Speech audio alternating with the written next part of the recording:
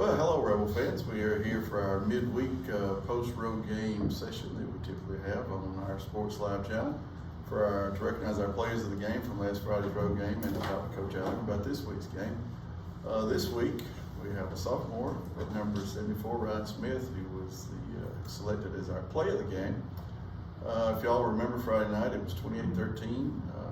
Macon-East was driving. Had they scored and got a 2-point conversion, it would have been a one-score game. They got down inside the 10, first and goal. Somebody we'll talk to in a few minutes had a couple of batted down passes. And then fourth and goal from the 6. Quarterback rolls out and into the waiting arms of number 74. So tell us about that play, Ryan. You know, it was my first actual time being out on defense. I was a little bit nervous, but I just wasn't going to let the pressure get to me. And I know Coach was wanting someone to step up and do something that was right. So after Cross got them bad down passes, I just figured I needed to do something for my team. I had the box, and it was a pass. I got off of it, and we got the quarterback. And got him for a 14-yard loss on top of that. So not only did it stop the drive, but turned the ball over, of course, and instead of us having first and 10 to 6, we first and 10 to 20. And it makes a big difference when you start a drive at the 20 instead of the 6. So great job. Sophomore, we look for some more plays of the game and players of the game before you get to be a senior. But congratulations to you. And that was a great play. It was a turning point. A couple of turning points in the game. It was a big defensive turning point, and it was a good job. See you.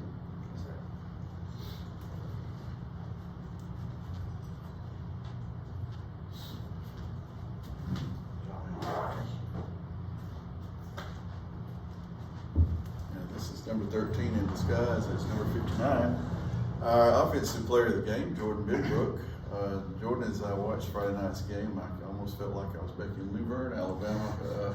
Last year playing Crenshaw, you were unstoppable.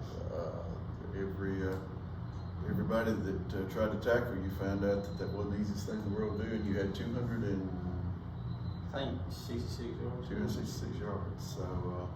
Definitely our offensive player of the game. One play I want to talk about in particular, because we almost picked it as play of the game, was a 4th and 3, where you and T.Y. sort of had a little collision.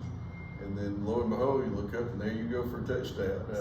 Let's talk about that play just for fun, because it was a fun play to watch. Might not have been so fun when you ran into T.Y., but what was going through your mind when you looked up and you're like, uh-oh.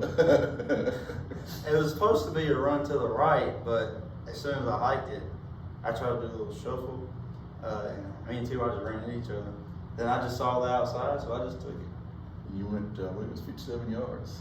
I don't even know how long it was. Something like that. And as soon as you turned the corner, it was very obvious nobody was going to catch you. You had several long runs. That I think was probably the longest. Yeah, I was just trying to get the first down. Most of your runs ended with somebody being regretful that they tried to tackle you, and that was what was most fun about watching you play Friday night is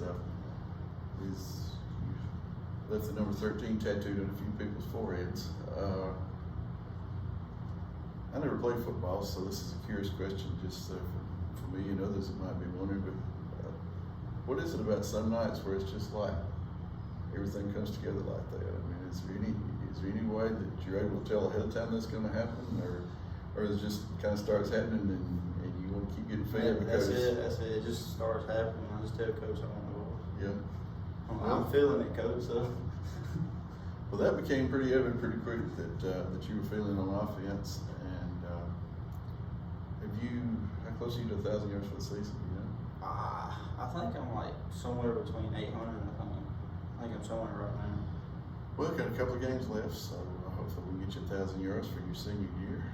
Another ring would be nice too, wouldn't it? I know that's right.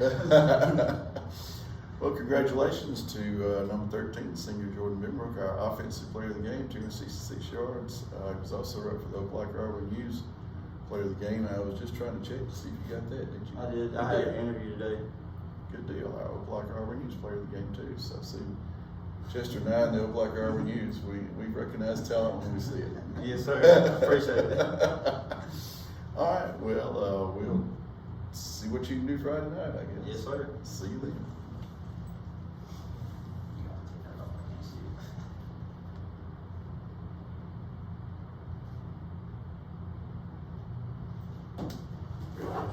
Appreciate it. Now we go from number 13 to number 12. Also known Friday night as the human vacuum cleaner.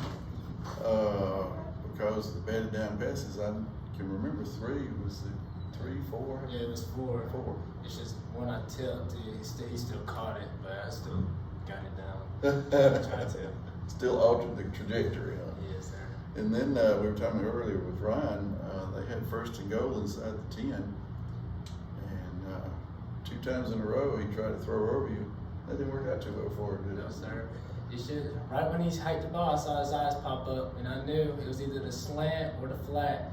And I knew all night they were throwing that slant. So since you can't get to the quarterback, get your hands up. And so that's what I did 2 times in a row. Worked pretty well. We were laughing the other day about John White's leaping ability. I'd say probably you got a little bit leaping ability yourself. I get it in me. I was getting up there. When necessity dictates that you leap, you leap. Mm-hmm. How many tackles did you have otherwise? I ended up having 9 tackles and 4 deflections. We knew you had a big night, but when you started just pounding those passes out of the air, it became pretty evident that you were our defensive player of the game. So congratulations. Thank you. You seniors carrying us forward with your senior leadership. That's what it's going to take if we're going to get back to Montgomery. So Yes, sir. Keep it up. Yes, sir. Congratulations. All right. You want to just kind of take up some airtime to Coach Allen get through? No. No jokes. I know all night our defensive linemen, we came in good. We stopped the run. I'm pretty sure we're gonna stop the run all year. I mean, I got faith that our Bebo, Hunter Knox, and Zach, we got the defensive line. I don't think no team can run on us.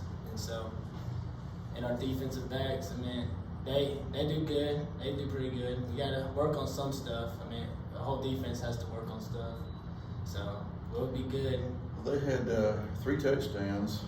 One was off a 27-yard drive, and one was off of a really long pass, and then one was kind of at the end of the game when the atmosphere was a little more relaxed. So I would say it was a very good defensive night. We hadn't had a bad defensive night really all year. I guess Valiant Cross, you kind of make cases that was a problem. Valiant Cross was a pretty bad night. But held Pike to 3 touchdowns. Not too many people have done that. Yeah. I wish we played them back again, Well, let's take care of 2A, and then maybe we can give them a call. So. Yeah, we'll play when it's over. Yeah. We'll win it all. Well, all right, we're going to wait on Coach Allen. This is your 3rd year at Chambers? Second year. 2nd year at Chambers. And I thought it was 3, but anyway. I wish. Cross lives down in Casita. Mm-hmm. And it's related to the Gerald family. Some of y'all may know the Geralds down there in Casita. And we've been blessed to have Cross on our football team, our basketball team, and baseball team. And looking forward to that again this year. Yes, sir. Hopefully I can make some blocks like that in basketball this year. That'd be a good idea. Maybe we can find you another year of eligibility somewhere. Yes, sir. Okay. Maybe you didn't finish kindergarten good or something. If anybody can find you some eligibility, I bet Coach Allen can. Yeah. All right. Well, he is here, so we'll let you turn the mic over to him. Cross do a good job. He did. Not as good as he did Friday night, but hey, we'd rather do a good job on Friday nights Absolutely. and struggle on interview days. That's the way to do it. All right, we're here with Coach Allen. Coach, the words region champ have a certain ring to it. Yeah. And it means that you have home playoff games as long as you keep winning, and that's been the case for about 5 years in a row now. Has it been 5 years? Well, we've been to this 6th year in a row. We went to 5 championship games. in a row. 2015 is the last year we didn't win it, so 16, 17, 18, 19, 20. This is 6 years in a row. I stand corrected. I knew we didn't win it the year we played Abbeville. So, can't be playing at Torbert Allen Field. In the playoffs, but we got a couple of games we got to take care of first. Yeah. Actually, another region game Friday night. If we want to finish unbeaten in the region, we got to take care of this business as well. Playing the Banks Jets, and we'll play up at Mountain Brook High School, which those who have played there last year against Banks tell me it's kind of a palatial atmosphere. Pretty nice digs. It's very nice stadium, turf field. It's the second time we played on turf this year, so our guys are excited. Good deal. Well, that's what we want. It's excitement here at the end of the year. Banks a lot better than they were last year. I think they're 5-3, and they have qualified for the last playoff spot in our region.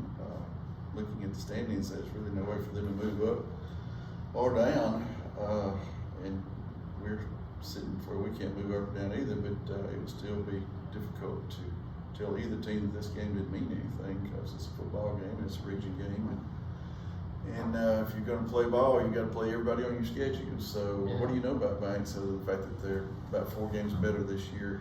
Yeah, they're much improved. Still have the same head coach. They do a lot of the same stuff. They're going to run the veer a lot like the Banks Jets did back in the 70s. They run the same offense. So they're very traditional in their approach, and so it's assignment football for us. We worked hard on it today. Our guys are excited to be region champs. But they realize at the same time you only get to play once a week in football. So you got to savor those Friday nights and bring your A game, play your best, and they're excited for the opportunity to play another game. Well, it's an area we don't get to go in the Birmingham area very much. Most of our AISA schools tend to be Montgomery and South, so it's a little bit different trip since we don't play Coosa Valley much anymore. It'd be interesting to kind of head up 280 for a ball game. Yeah.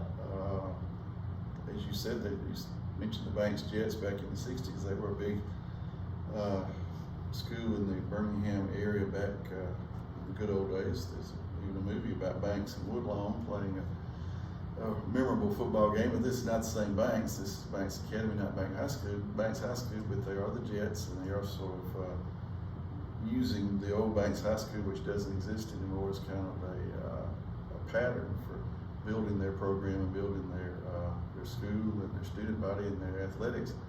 Read this week in an article that they had a homecoming game, I guess must have been last Friday, and that the homecoming parade was led by Jeff Rutledge. Yeah. Who was the quarterback in Alabama, but before he was quarterback in Alabama was quarterback at Banks. So a lot of neat stuff. I mean, that's what makes football in the South so special, is all the connections that schools have with players, and players have with different schools, and just some neat stuff. But last road game of the year, this week, get back to Montgomery, and that's sort of a neutral site game, so this, I guess, is the last true road game of the year. Then it'll be good to be at home. Yeah, I was informed by Scott Sickler, who is Mr. History in East Alabama football for so many years and just knows all the history, that since 2015 we lost to Pike here on this field by 1 point. Since then, our last 50 home games were 49-1 here at Chambers Academy, which lost to Bessemer, and that was it. That's a great comfort knowing that we're really tough to beat here on our home field, and we're excited about locking up home field advantage in the playoffs. And that Pike loss that year was the only home loss that year, so you can make a case for, I guess, for 53-2. So yeah, pretty good. Yeah, 50 games above 500 at home will get you in a lot of places. Yeah. So it was. Well, let's talk a little bit about Friday night. We jumped into this week. Friday night, of course, clinched the region. Game was a little tight for a while until a big goal line stand, and Ron Smith was our play of the game for making a sack on 4th down. It really more or less sealed that game. Yeah. They seem to have a lot of injured players, but they played as they usually do. Played very tough and very hard-nosed football, and that's kind of what you get when you play a Glen Locke team. So it was a big win. Did we come out of it pretty much injury-free? Yeah, we were really beat up going into the game. We're down 3 starters on the offensive line going into the game. I was really proud of the way some of our younger guys stepped up. Jake Owen, Eli Vernon, Ryan Ford, another young guy. Those guys stepped up, and heck, we had a 260-yard performance from J-Rod. So I thought we was getting after people pretty good up front. I thought we got better as the game went along. Those guys kind of got in a groove.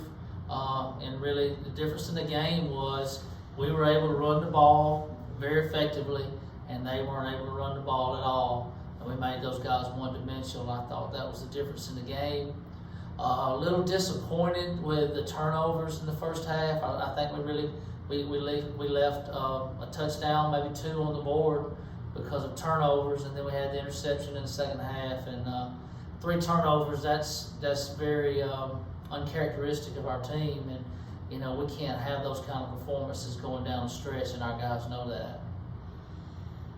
Well, as long as you've been at this, I'm sure you know how to work on stuff like that, and you've proven in the past that you can. So we'll leave that up to you, and we'll just have fun watching them play on Friday nights. Yeah. All right, so there you have it, folks. One more region game at Banks, playing the Jets, and don't know if it's Benny and the Jets, but at least it'll be the Jets. And we will see you all on Friday night on our YouTube channel live. If you can't make it up the road to Mountain Brook, it's again at Mountain Brook High School, so we're looking forward to playing there. And either see you at the game or see you on TV, because It's great to play for the CNEA. see you. Go Rebels.